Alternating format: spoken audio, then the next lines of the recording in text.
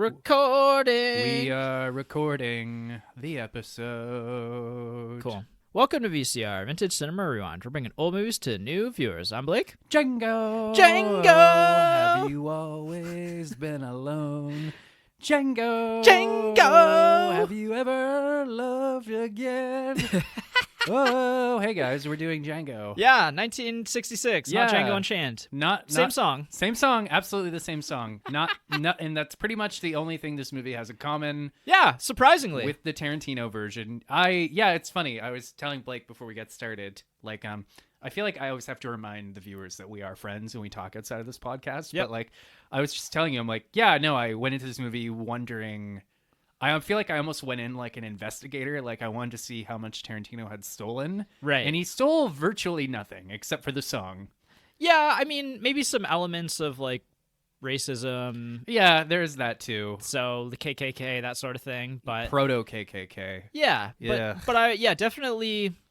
And maybe I have some thoughts too, and maybe we'll talk about them in the deep dive about maybe how Quentin Tarantino viewed this as maybe not a perfect movie and like decided to improve on it and how he improved on it. Because I definitely have some thoughts like that. I don't think this is a perfect movie. I don't think you think this is a perfect movie. No, absolutely not. Yeah, and it's also, I think he was also maybe acknowledging maybe the little cult following that this movie generated post-release, because it was a huge hit back in the day. Well, but if I'm being honest, I'm saying this is an imperfect movie, but cards on the table, I had an absolute blast watching this. Yeah, I had a good time. Yeah. I had a good time watching this movie. Yeah. So, a better time than I thought, right? Yeah, so did I. Honestly, I never know what I'm getting into when I'm approaching a Western. It's not, my go-to genre by any means. No, definitely not. But I tend to find, you and I handpick these movies, especially the Western and stuff like that. And, yeah.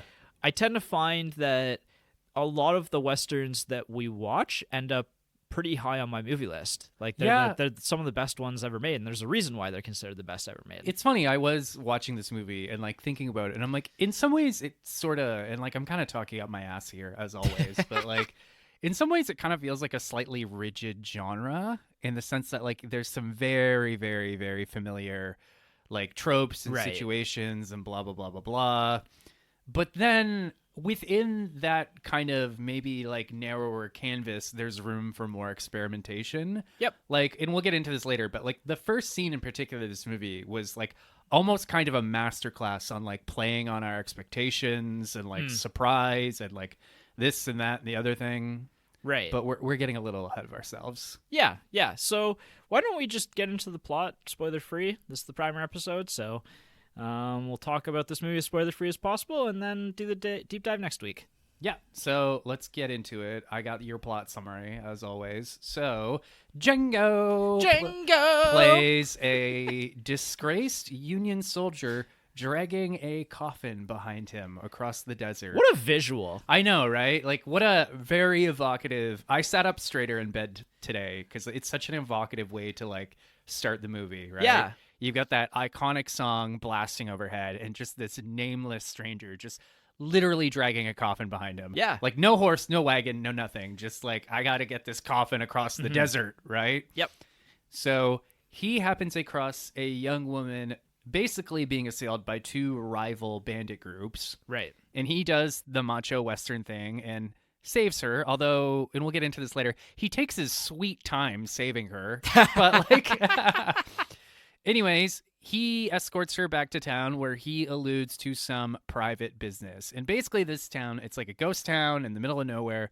And on the one hand, you've got these Mexican revolutionaries. Mm. Then on the other hand, you've got these white supremacists who've defected from the Confederacy post-Civil War. Right. They're basically proto-Klansmen. Yeah. They got the burning crosses and everything. Yeah. So Django is kind of caught in the crossfires between these two guys.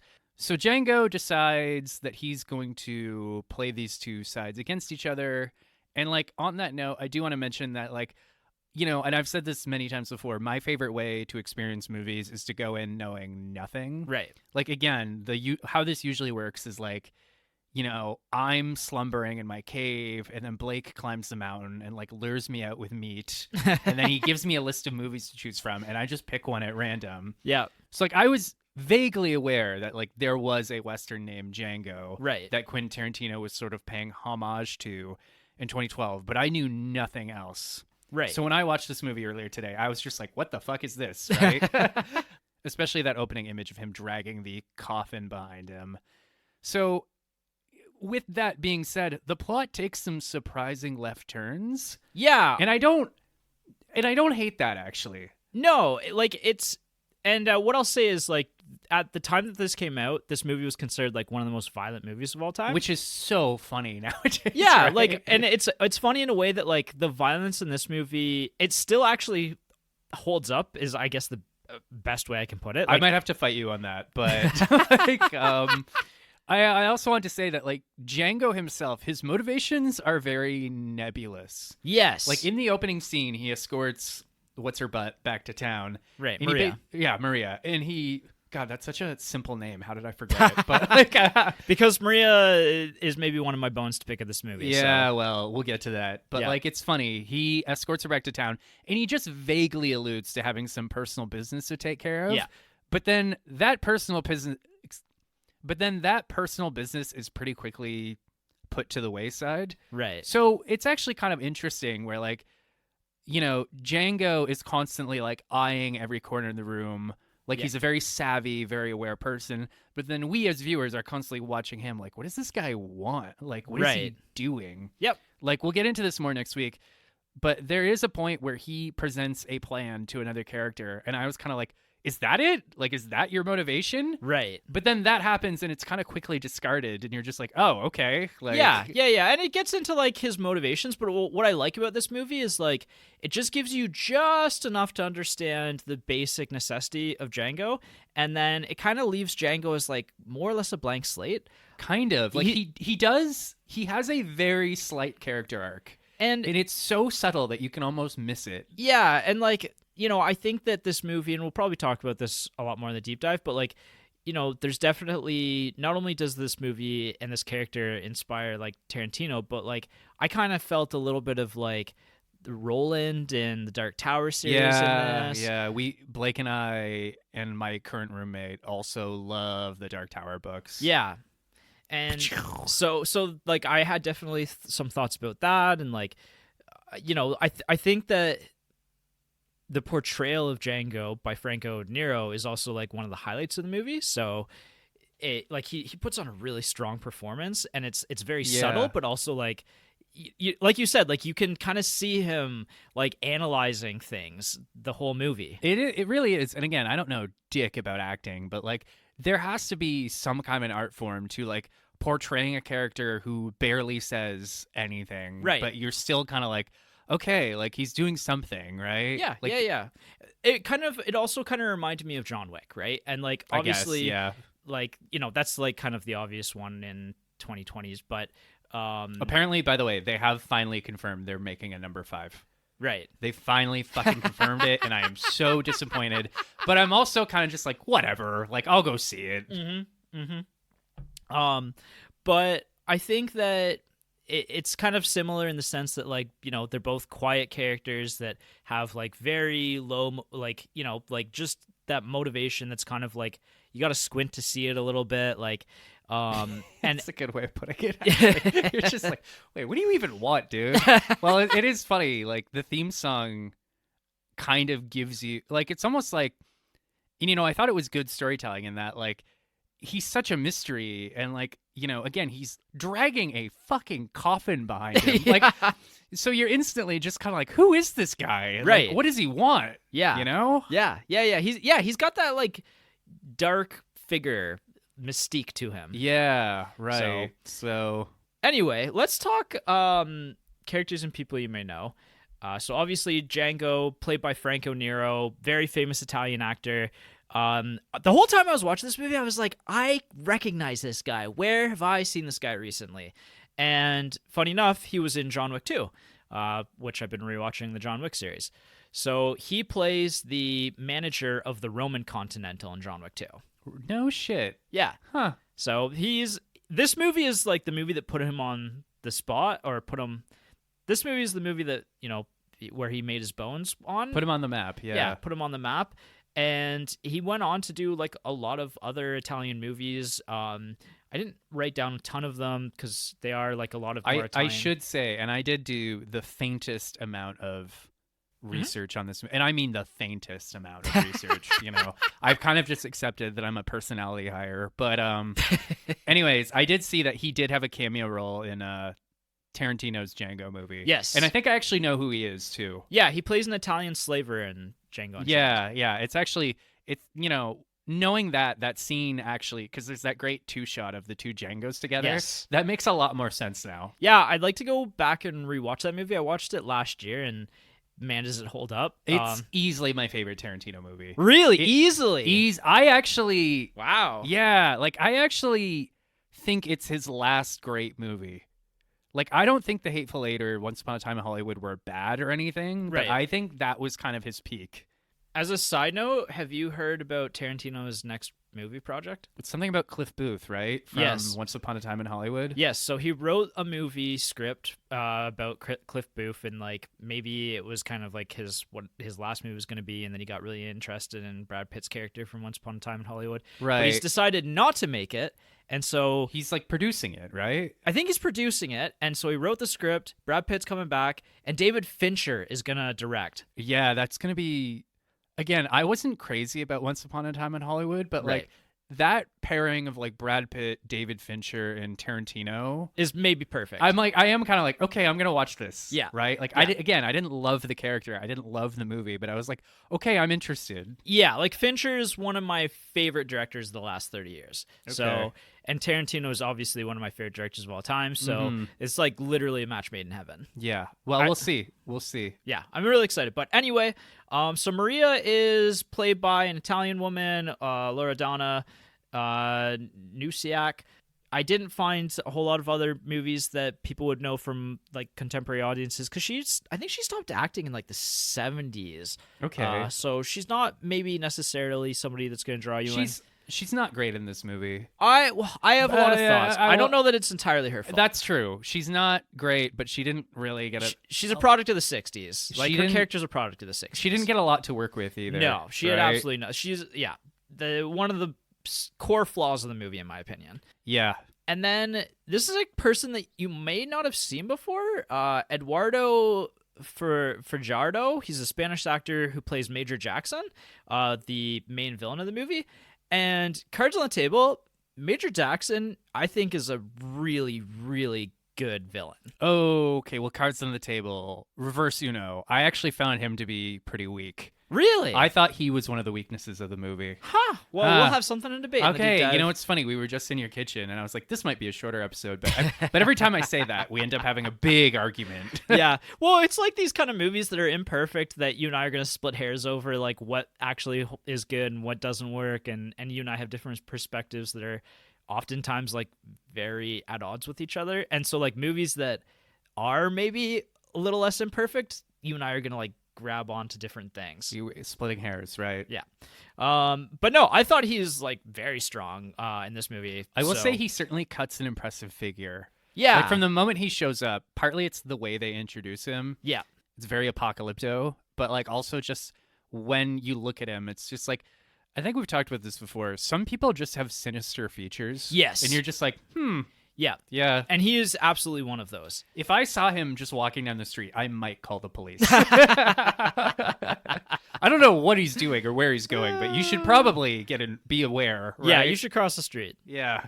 And then General Hugo Rodriguez, the kind of opposite to Major Jackson's character, the leader of the Mexican rebels. I think he's entertaining in this movie. He's pretty good. Yeah. He's very much reminded me of like Eli Wallach from The Good, the Bad, and the Ugly. Yep, absolutely. That's kind of a stand-in for that character. Pretty much. To the point where I actually had to Google it. I'm like, is that him? And then I'm like, no, it's a different guy. Yeah, that's fair. And then directed by the other Sergio. I saw that. Sergio Corbucci, who's funny enough, like one of two Sergios who went on to make a bunch of spaghetti westerns that are very famous. Yeah. This one's maybe his most famous movie, I think.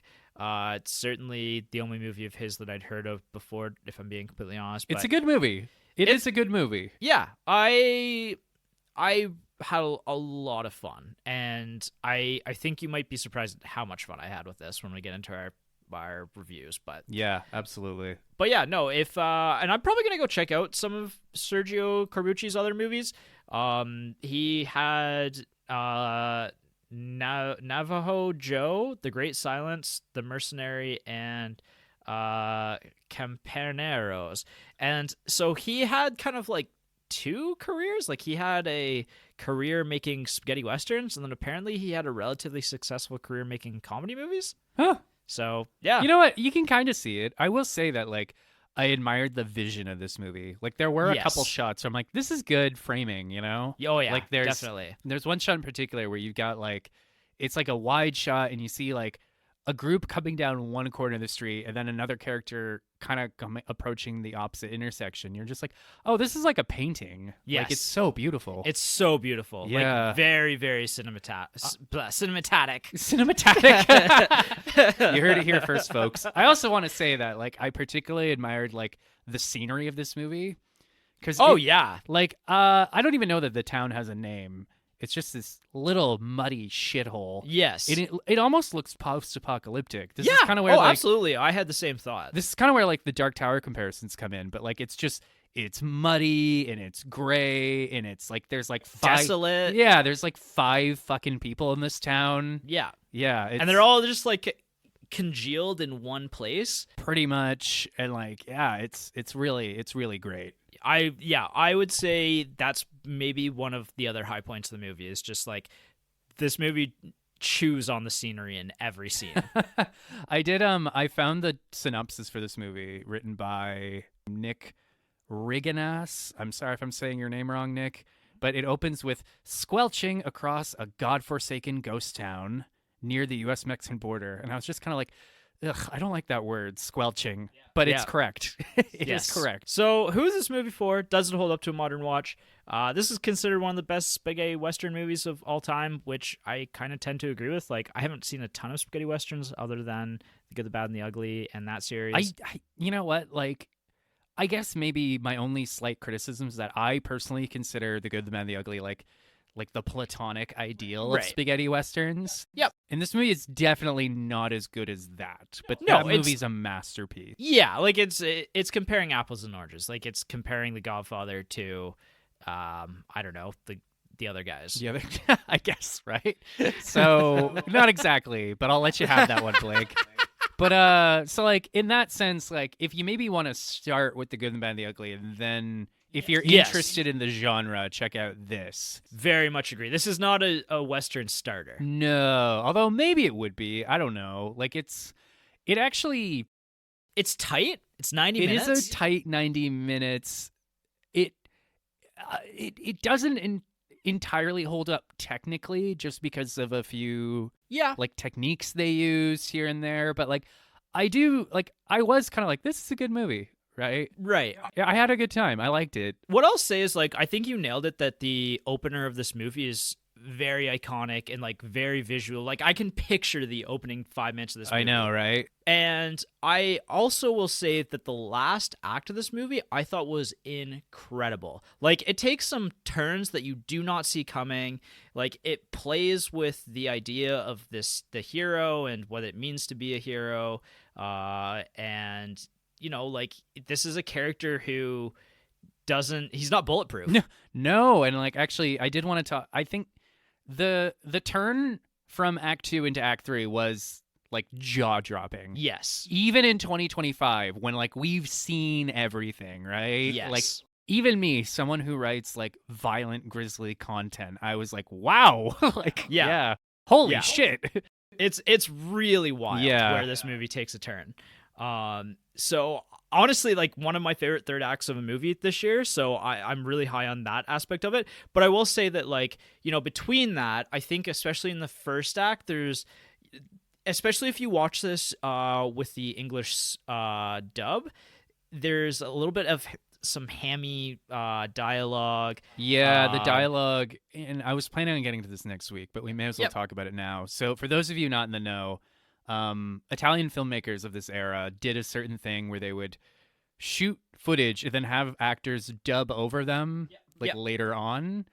And, sometimes it works really well. Other times, it's kind of like I've made this comparison before, probably not on the podcast, but like I went through a phase where I watched a lot of dubbed anime, and there was just something a little bit off about the dialogue sometimes where I'm just kind of like, is something being lost in translation here? Or like something about these sentences or these lines just feel kind of cheesy or hammy. Yes. So it is actually funny. Like, and again, I was planning on talking about this next week, but like the quality of the dialogue just zigzags from scene to scene. Like, there's some lines where I'm like, oh, that's a really fucking good line. Then there's others where I'm like, did it? Ooh. Yeah, I was just like, did anybody want to take another crack at that? Like, and so what I'll say about that too, and this is why I wanted to lead into this, was if you have the opportunity to see the Italian language version of this with the English subtitles, that's probably a better choice. I've read that actually the dialogue is significantly better with the sub. And there's even like some elements, like people are like, it's borderline poetic, some of the dialogue. Yeah, well, it's funny.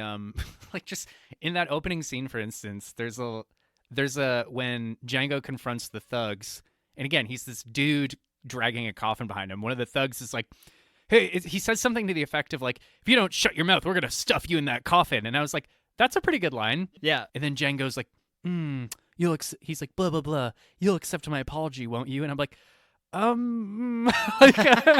not as good a line. Yeah. It's all over the place. I very much agree. Like there's some absolute like quotable quotes, and there's some other that are like quotable, but not for the right reason. I know, you're just like, huh. But no, like I think, that part is all really strong. You've already brought up the imagery of the movie. I think, the big bad of the movie being the KKK is something that holds up incredibly well. It's a little bit poignant these days, isn't it? It's nice to see the KKK get a good... Yeah, those fucking losers. Yeah. Exactly. So it's nice to see them get their due. And I think, to kind of round out my thoughts on this, like, I think that the weakest point for me is Maria's character in this movie, and I think she's very undercooked, but I think that's also a product of the time. And I think that Tarantino actually somewhat improves upon her idea as a character in Django Unchained. Yeah. So I think that this movie actually could be remade today, and the only things that I would change about it, apart from like the dialogue, and I don't think Maria needs to be like a Mary Sue. I don't think she needs to be like invincible. Yeah. But just like maybe a little bit more character growth. It's kind of like with Buttercup in The Princess Bride, where there's one scene in the movie when Wesley's being attacked by the ROUSs, where she like picks up a stick, and I'm like, oh my god, she's finally gonna do something, and then she like trips over her own feet, and I was like, you were so close, Buttercup. You were so close to being useful.